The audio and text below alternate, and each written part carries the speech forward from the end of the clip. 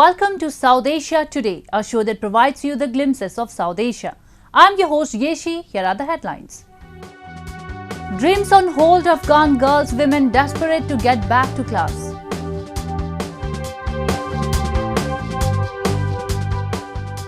Japanese soy sauce maker Kikkoman acquires global market.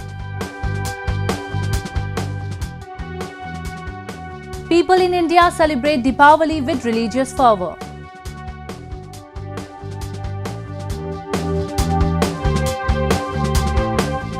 Let's begin the show with India, which recently pledged with the leading nations of the world to cut its emissions to net zero by 2070. Indian Prime Minister Narendra Modi is one of the more than 120 leaders to have gathered in Glasgow for the COP26 summit. He also visited Rome for the G20 summit on climate change.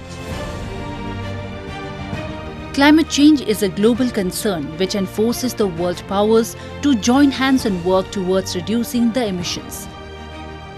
In Glasgow, the leaders of some of the world's biggest economies and emitters took to the stage to announce pledge and call for further action during the United Nations COP26 Climate Summit. Many leaders announced commitments to cap emissions from oil and gas production and boost to climate financing until 2025.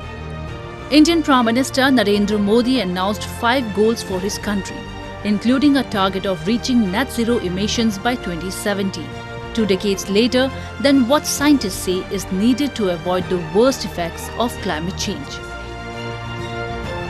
पहला, भारत 2030 तक अपनी non fossil energy capacity को 500 gigawatt तक पहुंचाएगा।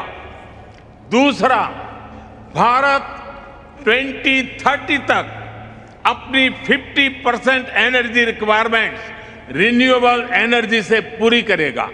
तीसरा, भारत अब से लेकर 2030 तक के कुल प्रोजेक्टेड कार्बन एमिशन में 1 बिलियन टन की कमी करेगा। चौथा, 2030 तक भारत अपनी अर्थव्यवस्था की कार्बन इंटेंसिटी को 45% से भी कम करेगा। और पांचवा, वर्ष 2070 तक भारत नेट जीरो का लक्ष्य हासिल करेगा। ये पंचामृत क्लाइमेट एक्शन में भारत का एक अभूतपूर्व योगदान होंगे। Scientists say the world needs to have global emissions by 2030 and reach net zero by 2050 to avoid the worst impacts of climate change. Delayed by a year because of the COVID-19 pandemic, COP26 aims to keep alive the 1.5-degree target. First of all, we have to give strong commitments to reduce emissions by 2030. Net zero by 2050 is good, but it's not enough. We need real action during this decade now. For Europe's this minus 55% at least implemented and delivered. Second, we need to agree to a robust framework of rules, for example, to make global carbon markets a reality. Put a price on carbon. Nature cannot pay that price anymore. Number 3, we must mobilize climate finance for supporting vulnerable countries to adapt and leapfrog to clean growth. UN Secretary General Antonio Guterres told world leaders the humanity was digging its own grave with an addition to fossil fuels. He said greater ambition and action was needed to keep the goal of holding average temperature rises to 1.5 degrees Celsius, a level scientists say would avoid the most destructive consequences of global warming. The science is clear. We know what to do. First, we must keep the goal of 1.5 degrees Celsius alive. This requires greater ambition on mitigation and the immediate concrete action to reduce global emissions by 45% by 2030. G20 countries have a particular responsibility as they represent around 80% of emissions. Indian Prime Minister Narendra Modi met several world leaders on the sidelines of the COP26 summit and discuss the ways to fight the global challenges. Modi and his British counterpart Boris Johnson co-chaired the launch of a fund to help small islands developing states build infrastructure to counter the effects of climate change. The initiative aims to provide funds to create disaster-resilient infrastructure in island nations vulnerable to rising sea levels and natural disasters worsened by global warming, such as Fiji, Jamaica and Mauritius, whose leaders also attended the launch. Securing money for poorer nations to help them cut emissions and adapt to the effects of climate change is one of the hot topics at the UN climate talks. Developed countries confirmed they had failed to meet a pledge made in 2009 to provide $100 billion a year in climate finance by 2020. Instead, it would arrive in 2023. COP26 summit was followed by G20 summit in Rome, where the leaders from G20 nations shared a stage to fight against climate change. The world is now aware about severity of the environmental changes, which can be fought together. Let's move on to Afghanistan, where the young women are feeling insecure about their future since the takeover by the Taliban. The hardliner Taliban wants women to stay at home and have restricted them to not work and get educated in schools. However, women here are desperate to get back to their classes and work. We have this report. To fill her days and keep her mind occupied, university student Hawa draws sketches and pores over books in her Kabul home. Like hundreds of thousands of other Afghan girls and young women, the 20-year-old Russian literature undergraduate has not been allowed to return to her studies since the Taliban seized power in mid-August. And like many of her peers, she is feeling a mixture of frustration and anger that her aspirations to study and work are being thwarted. در صورت که طالبان اینجا باشن مثلا با آینده امیدوار نیستم، چون که اینا که اصلا فعال نمیمانن، کسی را که دخترها را که برن تحصیل کنن. ما که پانتون میخوانیم و در پولیش وظیفه داشتیم کمک به خانواده خود میکردیم، از ما خب بیز چیز ساخته نمیشه، چون که میگن که شما تحصیل تا 20 سال کردین اصلا نیست. The hardline Islamist Taliban movement, which stormed to power earlier this year after ousting the Western-backed government, has allowed all boys and younger girls back to class, but has not let older girls attend secondary school.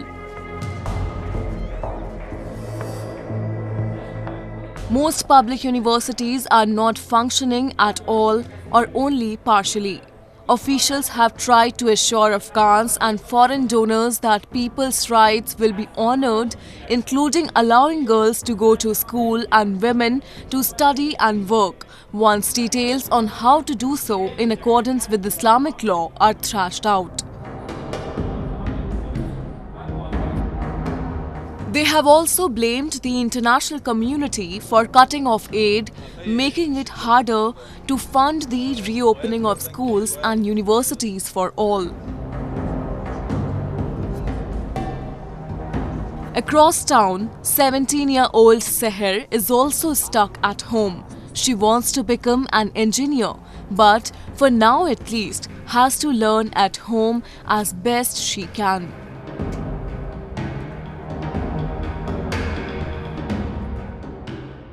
بسیار علاقمند هستم که همه روزا برگردم بیایم به صنفم دیگه دوباره درسایمو شروع کنم دیگه هم صنفیایم باشه هم رایم استادای ما دوباره درسایمو شروع شود دیگه بتونیم به درسای ما ادامه بدیم تا که پیشرفت کنیم بتونیم به کشور ما خدمت کنیم.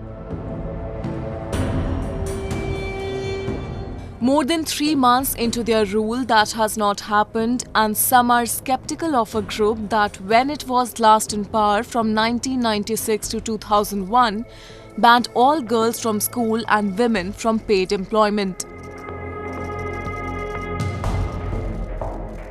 Fewer than 40% of Afghan girls attended secondary school in 2018, even though it was allowed then, according to the most recent figures from UNESCO. Much of the country remains deeply conservative despite 20 years of Western-backed rule and billions of dollars in foreign aid aimed partly at promoting equality and civil rights. But in urban centers in particular, girls and women have enjoyed greater freedom since 2001 and they are reluctant to let them go. Actually, we are working on a very comprehensive mechanism to restart and reopen girls' schools and girls' madrasas and university, so all these things. With each passing day, Afghanistan as a whole dips deeper into poverty.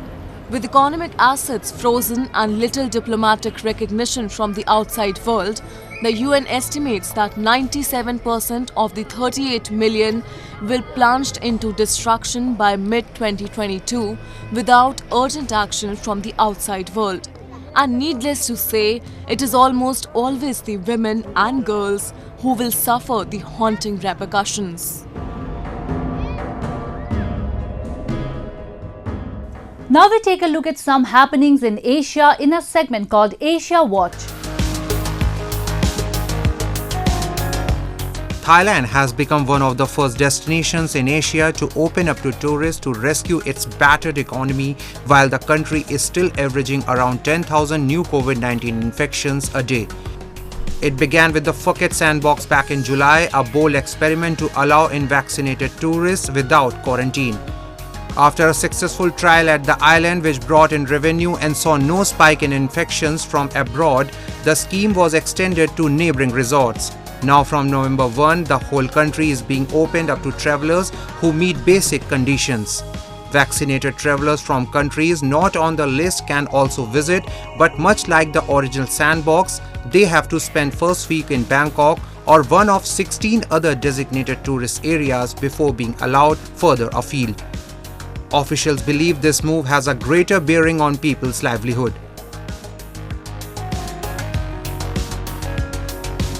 At a time when many citizens have got the complete dose of COVID-19 vaccines and others are waiting for the second dose, septuagenarians in Nepal's Lalitpur are being inoculated with anti-pneumonia jabs. The Metropolis has planned to conduct the inoculation drive in multiple phases, dividing them into a certain number of wards starting from the end of October. With the inoculation drive in progress, the Lalitpur Metropolis has become the first local level in the country to vaccinate its elderly population against pneumonia. The Metropolis has been providing anti-pneumonia vaccine to senior citizens on the basis of citizenship, certificate and recommendation of the ward office. As per the record, there are about 2,800 senior citizens in this age group and the second phase would start very soon.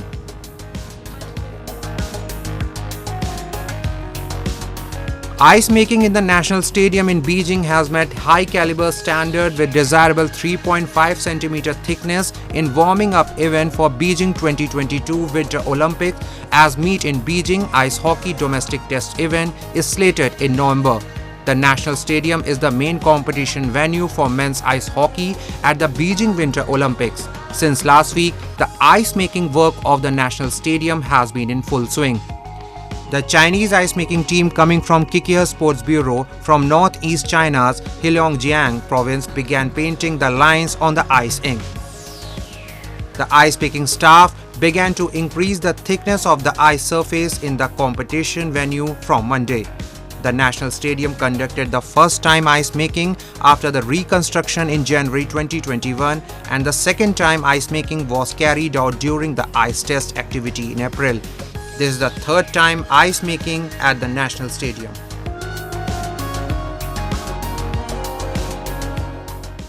Japan has always been a place of attraction for tourists around the world.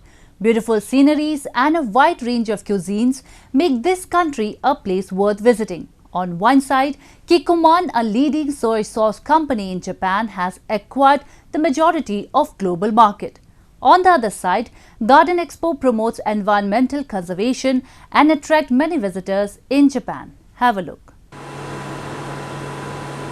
Kikkoman, a leading soy sauce company in Japan, has acquired the majority of global market. It functions quite similarly to Japanese traditional food culture, fermentation, and ensures the natural brewing of Kikkoman soy sauce. The traditional Japanese brewing process known as honjozo is used in the making of this soy sauce. Kikkoman soy sauce is honjozo soy sauce, which means naturally brewed soy sauce. And what naturally brewed? We use only 4 natural ingredients and using the power of a microorganism to ferment those ingredients, namely soybeans, wheat, salt, and water. So just 4 ingredients. So quite simple, but actually taste is very, very complex. That fermentation is very interesting process, and with fermentation, we achieve soy sauce now has 5 basic taste, all of them, which is saltiness, sweetness, sourness, bitterness, and umami. And also in terms of aroma, we actually Kikkoman soy sauce has more than 300 aromatic compounds, so it's quite complex. So it's the very interesting part of honjozo soy sauce. The speciality of the natural fermentation method is that it maintains the taste that cannot be attained by chemical seasoning. Honjozo soy sauce like us, and of course another things like a chemically produced soy sauce. The difference is, I can explain in just one word, quality. And during the fermentation, we could achieve very complex flavor and aroma of honjozo soy sauce. And that complexity is the reason why Kikkoman soy sauce is good with many different kind of cuisine or many different kind of dishes. On the other side, that those chemically made soy sauce, it takes only a few days to a week to produce, but the taste is not really complex. So we are proud of using that method, and for the future that we continue to provide a high quality soy sauce to the world. Soy sauce is majorly used in Japanese traditional cuisine. Kikkoman's natural fermentation soy sauce makes the food more delicious. Japanese people enjoy gardening as a hobby in their leisure time. Recently, the latest gardening products were exhibited at the International Garden Expo held near Tokyo. This year's expo featured tools used in gardening, ideal products to beautify your garden, and various eco-friendly products. This is the dome house that can be installed in the garden, enabling owners to create their own special place. おうち時間が増えたっていうこともあって皆さん家庭でガーデニングをする機会が増えたということでですね非常に出店製品が幅広くて郊外にやっぱりこう出て移住をしたりだとかっていうことで結構広い庭がある方が増えたみたいでピザ窯とかそういった出店製品が新しく出てきたりとかあとはテントが増えたりとかですねそういったものが出店が増えてますね。In addition, eco-friendly products were also put on display. As you can see, the surface of this flower pot is made up of cloth and it has a strange geometric pattern. And this flower pot is made up of biodegradable plastic that decomposes into water and carbon dioxide, thus reducing plastic waste. 原料の半分以上 51% を紙で作っていて 49% がプラスチックになっているので表記的にはプラではなく紙のプラスチックになっているので、こちらは可燃物として処理していただける商品となっています。 Though artificial turf is used worldwide, it creates problems amid high temperatures and people tend to get injured. So to prevent this problem, humus soil is spread over it that acts as a cushion. 海外の子どもたちも日本の子どもたちも緑の快適な芝生の上で走り回って遊ぶ、これが一番大事だと思っています。ハイテクのテクノロジーの技術と自然との融合で、あと大人のやる気でですね、子どもたちの足元を支えたいと思いまして、そういう国際特許の方の申請もやっているところですね。 With people opting for new activities in their leisure time, the gardening industry is aiming high to draw customers with multiple range of products. And finally, it's a festival season in India where people are celebrating the occasion amid the COVID-19 restrictions. Diwali, the festival of lights, was celebrated with great pomp and gaiety. Let's take a look how the people celebrated the festivals with shopping, lights and prayers. Fireworks adorned the sky during Diwali, the auspicious festival of lights. Diwali commemorates the homecoming of Hindu Lord Ram to Ayodhya in northern India after his victory over Ravan, the powerful demon king of Lanka. The festival preparations and rituals typically extend over a 5-day period, but the night of Diwali corresponds to a new moon night of the Hindu lunisolar month Kartik. According to the Hindu mythology, it is also celebrated in honor of Lakshmi, the Hindu goddess of wealth and prosperity.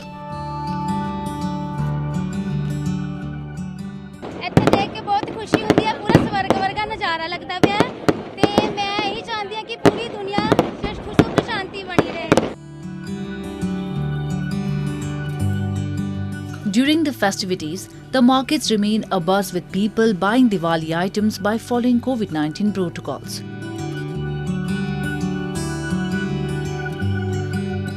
People decorate their homes with lights, earthen lamps and candles. People believe that goddess Lakshmi enters those homes on Diwali which are clean and brightly lit with earthen lamps. Also, as a goodwill gesture, people exchange gifts, sweets and visit their friends and relatives. अभी सब जगह last year तो दिवाली मनाई नहीं थी, तो सब जगह पूरी पब्लिक को होश है कि इस टाइम दिवाली मनाएंगे, ऐसे मज़े करेंगे। लास्ट टाइम तो दिवाली मनाई नहीं थी, तो सब में एक जुनून है कि सब ऐसे मनाएंगे। क्या माहौल दिख रहा है मार्केट में? पूरी मार्केट में बहुत भीड़ जमी हुई है, सबको शॉपिंग करनी है और जलसे करने हैं। To mark the festivities, a Kamra hut or a craft village was inaugurated in Bhubaneswar city to showcase the handicrafts and decorative items. A Kamra hut provides a platform to local artisans and weavers to directly sell their products. Visitors can also witness the live demonstration of these products produced by the artisans. I've come here today to see the different artwork, different culture of Odisha. So I've come here and I have bought diyas for Diwali. And very beautiful, beautiful artwork here. So I really liked it. In western Rajkot city of Gujarat, a mural painting exhibition was also organized to mark the festival season. As many as 77 artists came together to create colorful murals of gods and goddesses. Most of the murals reflect traditional roots, but evolving art has brought contemporary touch to the customs.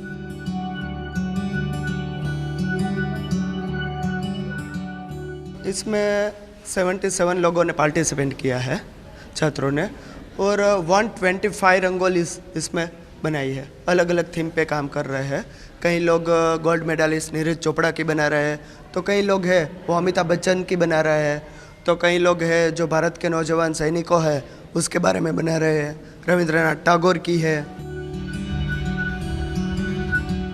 Entire India is bathed in the soft glow of light and warmth emanating from every household, making it a true wondrous sight to behold.